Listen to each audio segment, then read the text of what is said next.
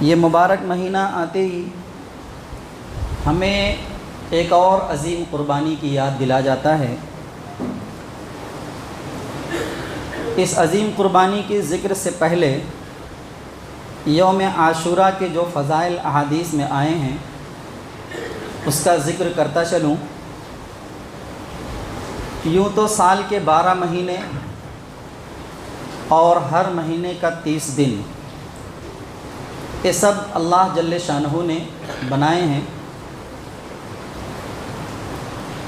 مگر اپنے فضل و کرم سے پورے سال کے بعض ایام کو خصوصی فضیلت عطا فرمائی ہے، اور ان ایام میں کچھ خاص احکام مقرر فرمائے ہیں۔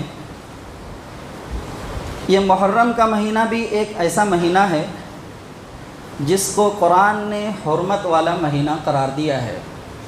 ابھی جو آیت میں نے آپ حضرات کے سامنے تلاوت فرمائی ہے اس میں اللہ تبارک تعالیٰ نے بتلا دیا ہے کہ 4 مہینے ایسے ہیں جو حرمت والے ہیں، اس میں ایک مہینہ یہ محرم الحرام کا بھی ہے۔ خاص طور سے محرم کی 10ویں تاریخ، جس کو عام طور پر یوم عاشوراء کہا جاتا ہے، جس کے معنی ہیں 10واں دن یا 10ویں تاریخ، یہ دن اللہ تبارک تعالیٰ کی رحمت اور برکت کا خصوصی طور پر حامل ہے۔ جب تک رمضان کا مہینہ یا جب تک رمضان کے روزے ہم پر فرض نہیں تھے تب تک عاشوراء کے روزے ہم پر فرض تھے۔ حضور نبی کریم صلی اللہ علیہ وآلہ وسلم اور صحابہ کرام عاشوراء کا روزہ رکھا کرتے تھے۔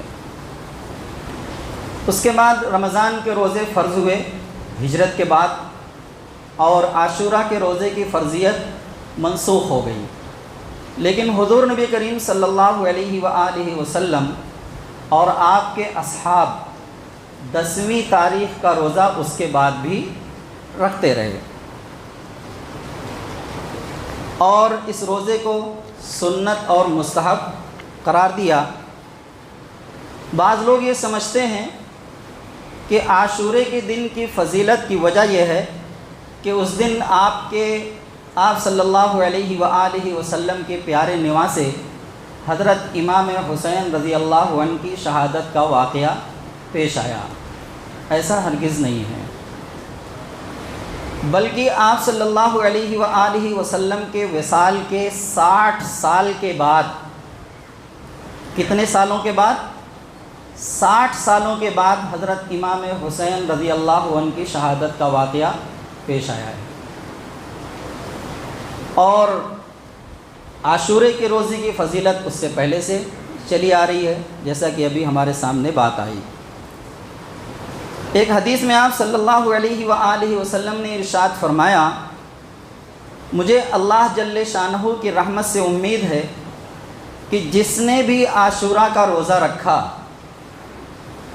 تو اس کے پچھلے 1 سال کے گناہوں کا کفارہ ہو جائے گا۔ اللہ کے رسول صلی اللہ علیہ وآلہ وسلم نے ارشاد فرمایا، جس نے بھی عاشوراء کا روزہ رکھا اس کے پچھلے 1 سال کے گناہ، صغیرہ گناہ معاف کر دیے جائیں گے، کیونکہ کبیرہ گناہ بغیر توبہ کے معاف نہیں ہوتے ہیں۔ اور قرآن کریم نے بھی اس مہینے کی حرمت کا اعلان کیا، جبکہ حضرت امام حسین رضی اللہ عنہ کی شہادت کا واقعہ جیسا کہ بھی میں نے بتلایا 60 سال کے بعد پیش آیا ہے، تو آپ کی شہادت کی عظمت میں اضافہ تو ضرور ہو جاتا ہے، چونکہ اس دن جس دن آپ رضی اللہ عنہ کی شہادت کا واقعہ پیش آیا وہ پہلے سے ہی حرمت اور عظمت والا دن ہے۔ اگر اس دن آپ کی شہادت ہوتی ہے تو یہ آپ کی عظمت اور بزرگی میں اور اضافہ کر دیتی ہے۔ جیسے ہمارے یہاں اگر جمعہ کے دن یا رمضان المبارک کے مہینے میں یا کسی عظیم ساعت کے اندر اگر کسی کا انتقال ہو جاتا ہے تو ہم فخر سے کہتے ہیں کہ بہت اچھا دن ملا وغیرہ وغیرہ، ہے نا۔ ایسے ہی حضرت امام حسین رضی اللہ عنہ کی شہادت کا واقعہ 10 محرم الحرام کو پیش آیا، یوم عاشورہ کے دن۔ اس دن کی فضیلت کی وجوہات کیا ہیں؟ یہ اللہ بہتر جانے، یہ اللہ بہتر جانے کہ اس دن کی فضیلت کی وجوہات کیا ہیں۔ کچھ باتیں عوام میں مشہور ضرور ہیں، جیسے کہا یہ جاتا ہے کہ حضرت آدم علیہ السلام اسی دن آسمان سے زمین پر اتارے گئے، یا اسی دن ان کی توبہ قبول ہوئی، یا حضرت نوح علیہ السلام کی کشتی جودی پہاڑ پر اسی دن آ کر ٹھہری، یا حضرت یونس علیہ السلام اسی دن مچھلی کے پیٹ سے نکالے گئے، یا اسی دن حضرت یعقوب اور یوسف علیہ السلام کی ملاقات ہوئی، وغیرہ وغیرہ۔ تو میں آپ حضرات کو بتاتا چلوں کہ یہ جو باتیں عوام میں مشہور ہیں، اس کی کوئی سند صحیح احادیث سے موجود نہیں ہے۔ ہاں، ایک واقعہ جو ہے ملتا ہے کہ حضرت موسیٰ علیہ السلام اور ان کی قوم کو فرعون کے ظلم سے اسی دن نجات ملی۔ حضرت موسیٰ علیہ السلام جب اپنی قوم کو لے کر نکلے اور راستے میں دریا حائل ہوا اور پیچھے جو ہے فرعون کی فوج، قوم نے کہا اب تو ہم مارے گئے۔ اللہ تبارک تعالیٰ نے حکم دیا موسیٰ علیہ السلام کو کہ اپنا عصا دریا کے پانی پر مارو۔ اللہ تبارک تعالیٰ نے وہ عصا دریا پر مارنے سے 12 راستے جو ہے بنائے، اور موسیٰ علیہ السلام کی قوم آسانی کے ساتھ ان راستوں سے دریا پار کر گئی۔ جب فرعون اور اس کا لشکر دریا کے کنارے پہنچا اور دیکھا کہ دریا میں راستے بنے ہوئے ہیں، تو اس نے بھی اپنی فوج کو حکم دیا کہ ان راستوں پر فوج کو ڈال دو، اور جیسے ہی وہ دریا کے درمیان پہنچا، اللہ کے حکم سے وہ پانی پھر جاری ہو گیا، اور ماں لاؤ لشکر کے فرعون اس دریا میں غرق ہو گیا، جس کا ذکر قرآن مجید میں بھی مذکور ہے۔ اب اس شکرانے کے طور پر بنی اسرائیل ایک روزہ یوم عاشورہ کا رکھا کرتے تھے۔ حضور نبی کریم صلی اللہ علیہ وآلہ وسلم مکہ سے مدینہ ہجرت فرمانے کے بعد، چونکہ وہ روزہ پہلے سے ہی مسلمانوں میں چلا آ رہا تھا، مکہ مدینہ آنے کے بعد روزہ فرض ہوا، عاشورے کی روزہ کی فرضیت منسوخ ہوئی، لیکن آپ صلی اللہ علیہ وآلہ وسلم یہ روزہ پھر بھی رکھا کرتے تھے، اس کو سنت اور مستحب قرار دیا۔ جو آخری سال ہے آپ کی وصال سے 1 سال پہلے کا، اس سال حضور نبی کریم صلی اللہ علیہ وآلہ وسلم نے فرمایا کہ چونکہ یہود بھی عاشورہ کا روزہ رکھتے ہیں اور ہم بھی رکھتے ہیں، اگلی سال اگر میں زندہ رہا تو میں ان کی مخالفت کروں گا، یعنی میں 2 روزے رکھوں گا، میں 2 روزے رکھوں گا، 9ویں اور 10ویں تاریخ، یا 10ویں یا 11ویں تاریخ کا۔ بہرحال اگلا سال آنے سے پہلے آپ صلی اللہ علیہ وآلہ وسلم کا وصال ہو گیا۔ صحابہ کرام نے چونکہ آپ کی زبان مبارک سے یہ بات سنی ہوئی تھی، اس لیے صحابہ کرام نے اگلی سال سے 2 روزے رکھنے شروع کیے، 9ویں اور 10ویں کا، یا 10ویں اور 11ویں کا۔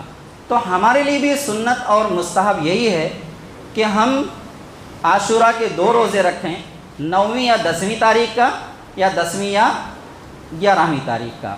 یہی ایک عمل حضور نبی کریم صلی اللہ علیہ وآلہ وسلم سے عاشورے کے دن کے لیے ہمیں نصیحت کی گئی ہے، یہی ایک عبادت مذکور ہے جسے ہم عمل میں لا سکتے ہیں۔ اس کے علاوہ اور جتنی خرافات اس محرم کے مہینے میں ہوتی ہیں، اس سے اس دین اور شریعت کا کوئی تعلق نہیں ہے۔ یہی ہمارے پیارے آقا صلی اللہ علیہ وآلہ وسلم نے ہمیں سکھلایا ہے۔ اب وہ چاہے کھچڑے کی رسوم ہو، یا جو شربت وغیرہ پلائے جاتے ہوں، یا محرم کی پہلی تاریخ سے آپ دیکھ رہے ہوں گے ہر نکڑ پہ سبیلیں لگی ہوئی ہیں، یا اور جو ہماری دوسری قوم ہمارے درمیان رہتی ہے، جو ماتم یا سینہ کوبی وغیرہ جو کچھ بھی کرتی ہے، اس سے اسلام کا دور کا بھی واسطہ نہیں ہے۔ آگے بتلاؤں گا میں کہ یہ ساری چیزیں ہمارے اندر کیسے سرایت کر گئیں۔ اب ہمیں یہاں پر غور کرنے کی بات ہمارے لیے یہ ہے کہ ایک عبادت،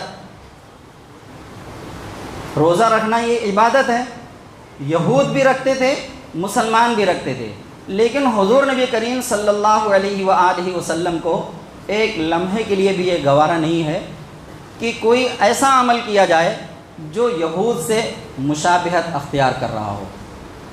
اس لیے آپ صلی اللہ علیہ وآلہ وسلم نے فرمایا کہ اگلی سال اگر میں زندہ رہا تو 2 روزے رکھوں گا۔ عبادت میں مشابہت اختیار کرنے سے آپ صلی اللہ علیہ وآلہ وسلم نے ہمیں روک دیا۔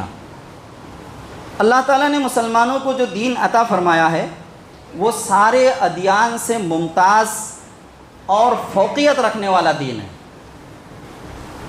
لہٰذا ایک مومن کا ظاہر اور باطن مشرکین سے، یہود سے، دوسری قوموں سے، یا ایک زبان میں ہم یہ کہیں کہ غیر مسلموں سے بالکل الگ ہونا چاہیے۔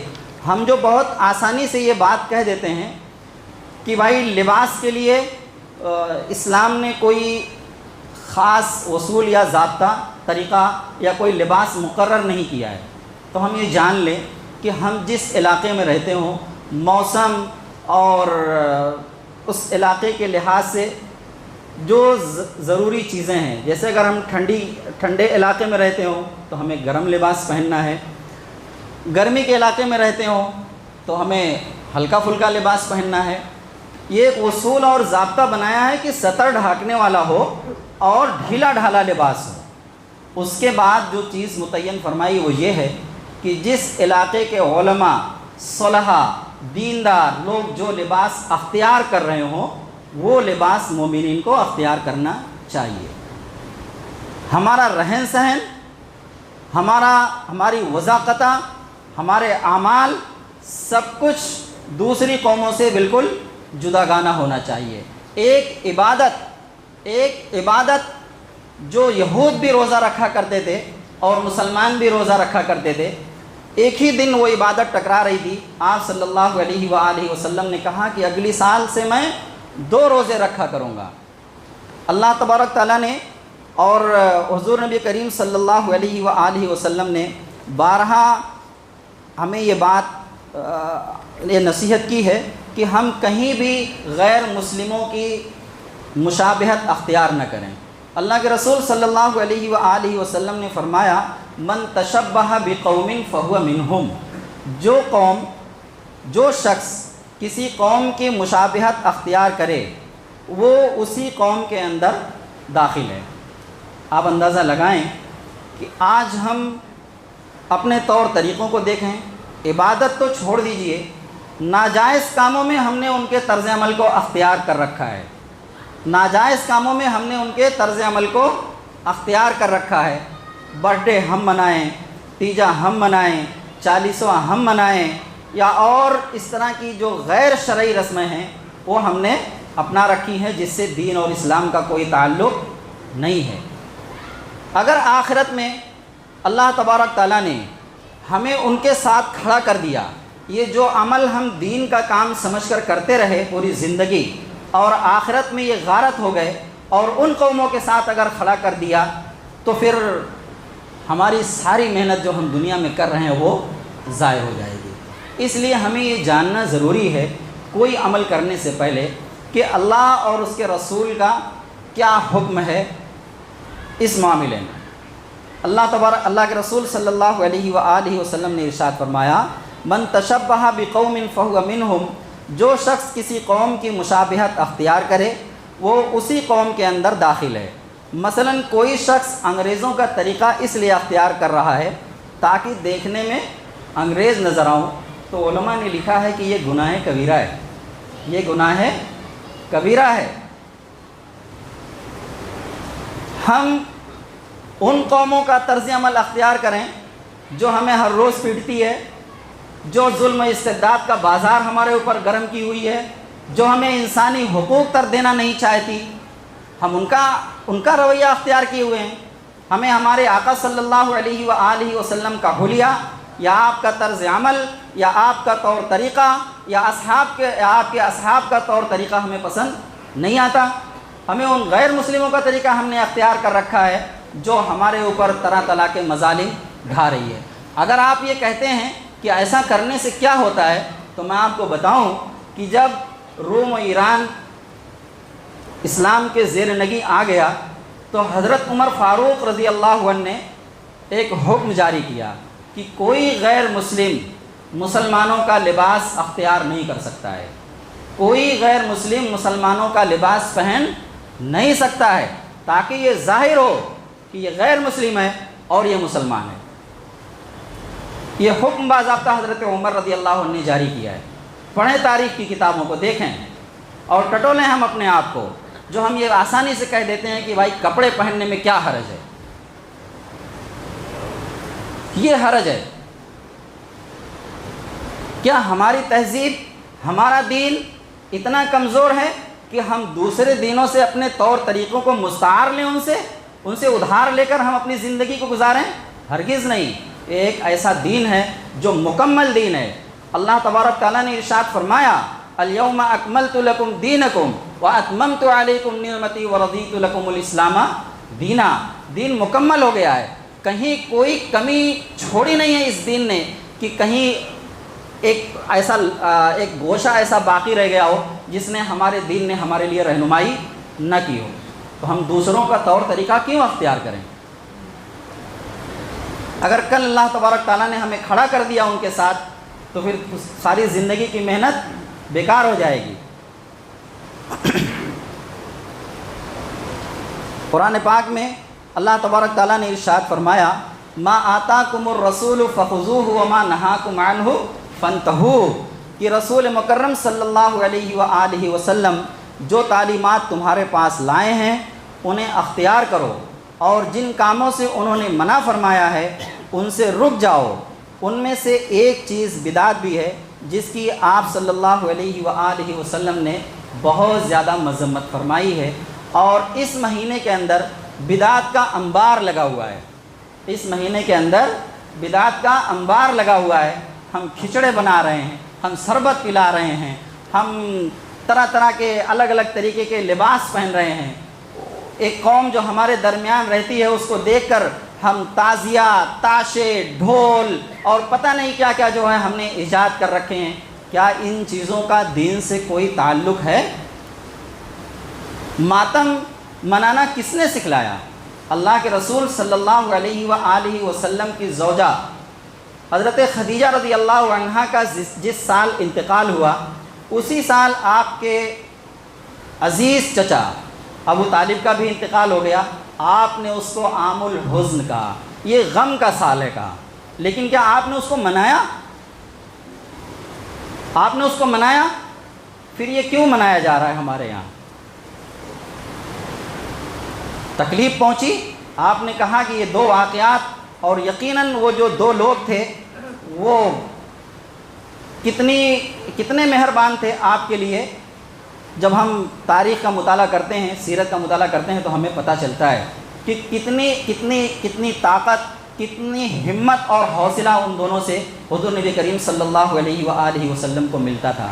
ان دونوں کے گزرنے کے بعد اس سال کو آپ نے عام الحزن کہا، غم کا سال. لیکن آپ نے اس کو منایا نہیں، غم پہنچا اس سال میں آپ کو. اور قرآن نے کہا کہ جو اللہ کے راستے میں شہید ہو جائیں انہیں مردہ نہ کہو، وہ تو زندہ ہیں، ہماری طرف سے ان کو رزق پہنچتا ہے. تو کوئی زندوں کا ماتم کرتا ہے کیا؟ قرآن کہہ رہا ہے وہ زندہ ہیں، تو زندوں کا ماتم کیا جاتا ہے، تو ہم کیوں ان کا ماتم کریں؟ کسی بھی طرح سے ان فضولیات میں ہم اپنے آپ کو شریک نہ کریں. یہ بدعت ہے، اور بدعت یہ گمراہی ہے، اور گمراہی جہنم میں لے جانے والی ہے. ہر جمعہ کو خطبے میں ہم یہ حدیث سنتے ہیں جو امام ممبر سے ہمیں سناتا ہے. بدعات سے ہمیں بہت دور رہنے کی ضرورت ہے.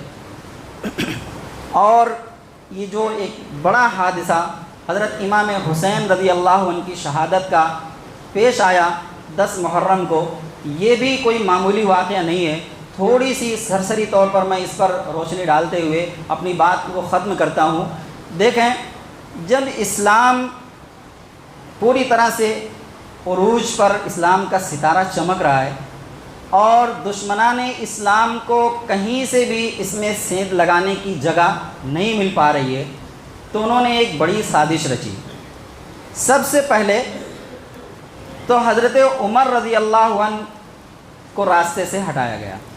یہ سلسلہ یہاں سے شروع ہوتا ہے۔ اصل میں ہم جو سیدھا جا کر حضرت امام حسین رضی اللہ عنہ کی شہادت کا واقعہ جو بیان کرتے ہیں، یہ سازشیں یہاں سے شروع ہو رہی ہیں۔ حضرت عمر رضی اللہ عنہ کے موجود ہوتے ہوئے کسی کی جرات یہ نہیں تھی کہ وہ اسلام کی دیوار میں سینध لگا سکے۔ جن کے قدموں کی آہٹ سن کر شیطان میلوں بھاگ جاتا ہو، ایسے درندوں کی کیا اوقات کی وہ جو ہے اسلام کی کسی دیوار میں آ کر سینध لگانے کی کوشش کر سکیں۔ ان کے فیصلے ایسے ہوتے تھے کہ اللہ تبارک تعالیٰ نے قرآن میں جاری کر دیا وحی کے ذریعے۔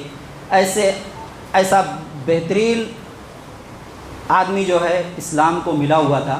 یہ واحد شخص ایسے ہیں، علماء نے لکھا ہے کہ تمام صحابہ کرام حضور نبی کریم صلی اللہ علیہ وآلہ وسلم کے مرید تھے۔ تمام صحابہ کرام حضور نبی کریم صلی اللہ علیہ وآلہ وسلم کے مرید تھے، اور حضرت عمر رضی اللہ عنہ مراد تھے۔ مراد یعنی آپ صلی اللہ علیہ وآلہ وسلم نے اللہ تبارک تعالیٰ سے دعا کی تھی کہ دونوں عمر میں سے ایک تو جس کو بعد میں ابو جہل کہا جانے لگا، اس کا نام عمر تھا، عمر، اور یہ عمر بن خطاب تھے۔ دونوں عمر میں سے کسی ایک کو اسلام کی دولت نصیب فرما تاکہ اسلام کو سربلندی ملے، عزت ملے۔ آپ نے بدھ کے دن، چہارشنبے کی دن دعا فرمائی۔ جمعرات کے دن حضرت عمر رضی اللہ عنہ دار ارقم میں داخل ہو کر حضور نبی کریم صلی اللہ علیہ وآلہ وسلم کے ہاتھ پر اسلام قبول کیا آپ نے۔ تو یہ آپ صلی اللہ علیہ وآلہ وسلم کی مراد تھے۔ دعا میں مانگا تھا حضرت عمر کو حضور نبی کریم صلی اللہ علیہ وآلہ وسلم، اور اس کے بعد جیسے فیصلے حضرت عمر رضی اللہ عنہ نے کیے ہیں اسلامی تاریخ میں، وہ تو ثبت ہیں بالکل۔ ایک واحد شخص ایسے تھے یہ کہ جب واقعی افک کے موقع پر حضور نبی کریم صلی اللہ علیہ وآلہ وسلم پریشان تھے، ایک صحابی سے پوچھتے تھے کہ ایسا ہو سکتا ہے؟ حضرت عمر رضی اللہ عنہ تنہا اکیلے ایسے شخص تھے جنہوں نے یہ کہا تھا ایسا ہرگز نہیں ہو سکتا، ایسا ہرگز نہیں ہو سکتا۔ کیا اللہ اپنے نبی کے لیے ایسی عورت کا انتخاب کرے گا جو اس طرح کی بدکاری کرے؟ دلائل دیکھیے کتنے مضبوط۔ یہ تھے عمر۔ تو فیروز لولو جو ایک مجوسی ہے، اس نے اپنے آپ کو آ کر مدینہ میں فروخت کیا، ایک غلام کی حیثیت سے وہاں پر رہنے لگا، اور کچھ دنوں کے بعد اپنے آقا سے لڑ جھگڑ کر حضرت عمر رضی اللہ عنہ کے پاس پہنچا فیصلہ کرانے کے لیے۔ حضرت عمر رضی اللہ عنہ نے جب اس کی روداد سنی تو جو ان کے آقا تھے، مسلمان تھے، چونکہ وہ حق پر تھے، ان کے حق میں فیصلہ کیا۔ یہ کمبخت اس دشمنی کو اصل تو آیا ہی تھا اسی مقصد سے۔ بہرحال ایک زہر میں بجھا ہوا خنجر 27 ذی الحجہ کو فجر کی نماز میں یہ حضرت عمر رضی اللہ عنہ کے پیٹ میں گھونپ دیتا ہے، اور خون مسلسل جاری رہتا ہے۔